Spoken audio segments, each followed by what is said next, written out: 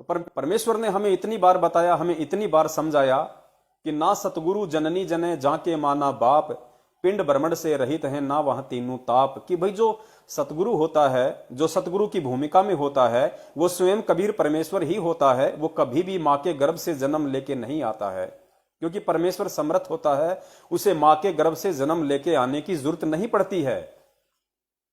लेकिन उसके बावजूद भी उस शैतान की प्रेरणा से, उस काल की प्रेरणा से, और हमारे ही भगत भाई बहन संगत को भ्रमित करने में लगे हुए हैं, जिनमें सतलोक आश्रम मैनेजमेंट हरियाणा है, जो रात दिन परमपिता परमेश्वर सतगुरु रामपाल जी महाराज जी के साथ आश्रम में रहा करता था।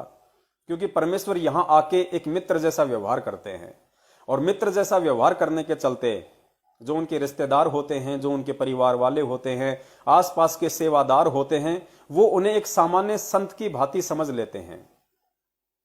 ये उनकी सबसे बड़ी गलती होती है। और वो जिस रूप में उस परमेश्वर को देखना चाहिए, उस सतगुरु को देखना चाहिए, उस रूप में वो आत्माएं नहीं देख पाती हैं और वो धोखा खा जाती हैं।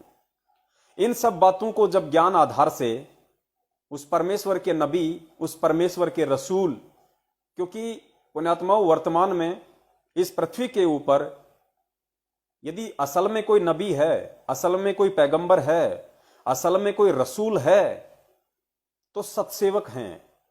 परमेश्वर की वो आत्माएं हैं जो उनके तत्व ज्ञान को समझ चुकी हैं, सतगुरु रूप को समझ चुकी हैं, परमेश्वर के सतलोक से इस मृतलोक में आने के प्रयोजन को, मकसद को समझ चुकी हैं, और उसी अनुसार अपनी खुद की रहनी करनी भी करती हैं और दूसरे भगत भाई बहनों को भी समझाने का प्रयास करती हैं। तो वो आत्माएं वर्तमान में परमेश्वर के असली रसूल हैं, पैगंबर हैं, जो जिहाद के साथ आज संघर्ष कर रहे हैं, भगत भाई बहनों को समझा रहे हैं कि भाई गुरुदेव ने हमें क्या मार्ग बताया, भक्ति मार्ग में पूज्य गुरुदेव ने हमें किस तरीके से चलने के लिए बताया, हमने उस तरीके से चलना है।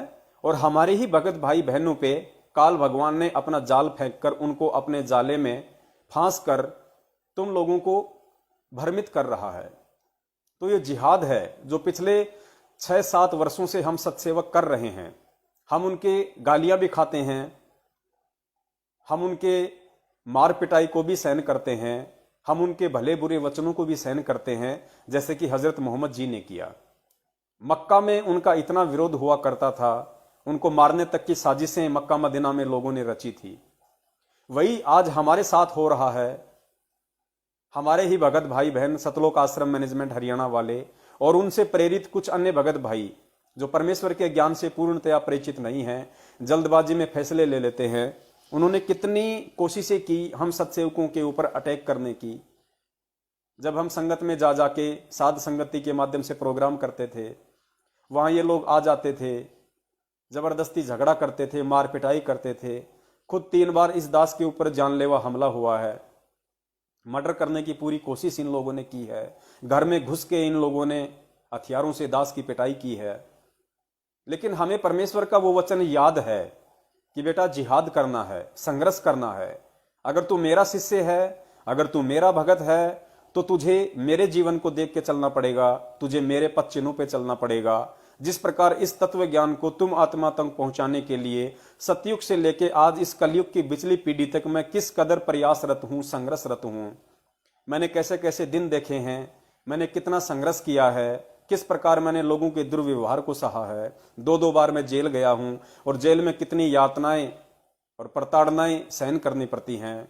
अगर मेरा कोई सच्चा भगत होगा तो वो भी मेरे पद चिन्हों पे चलेगा। मेरे पद चिन्हों पे जब कोई चलेगा तो उसके साथ भी इस भक्ति मार्ग पे वही सब कुछ घटनाएं घटित होंगी जो मेरे साथ हो रही हैं।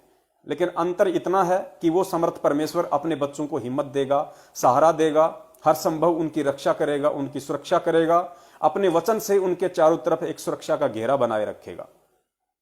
और वो परमेश्वर ने किया, वरना हम 2 कौड़ी की जीवों की क्या औकात जो हम इन अरबों पति सतलोक आश्रम मैनेजमेंट हरियाणा वालों का सामना कर सकें।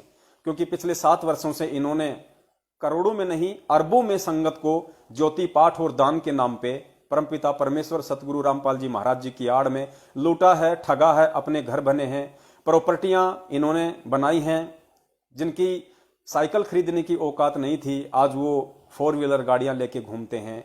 वो पैसा संगत का है। उसको हम हराम के पैसे की संज्ञा दे सकते हैं, जिसके दुष्परिणाम आने वाले समय में उनको भुगतने पड़ेंगे। तो ये सौभाग्य है आप और हम सभी आत्माओं का कि हमने परमपिता परमेश्वर को उन्हीं के आशीर्वाद से समझा, पहचाना और आज उनके ज्ञान को समझ के हम चलने का प्रयास कर रहे हैं। और हम कोशिश कर रहे हैं कि हमारे जितने भी भगत भाई बहन हैं जो उन लोगों के पीछे चल रहे हैं अनजाने में, वो वहां से निकलें, क्योंकि परमेश्वर ने आपको सब कुछ दिया हुआ है। परमेश्वर ने आपके ऊपर मेहर और दया करने में कोई कमी नहीं छोड़ी है। परमेश्वर ने आपको सत्संग दिए हैं, परमेश्वर ने आपको मर्यादा दी है, परमेश्वर ने आपको नाम दिया है, परमेश्वर ने आपका मार्गदर्शन किया है। फिर भी यदि आप कहीं भटके भूले तो उसके लिए परमात्मा ने अपने सत्सेवक बच्चों को निमित्त बना के खड़ा करके तुम भटको हुओं को संभालने के लिए फिर से परमेश्वर ने आप पे दया की है।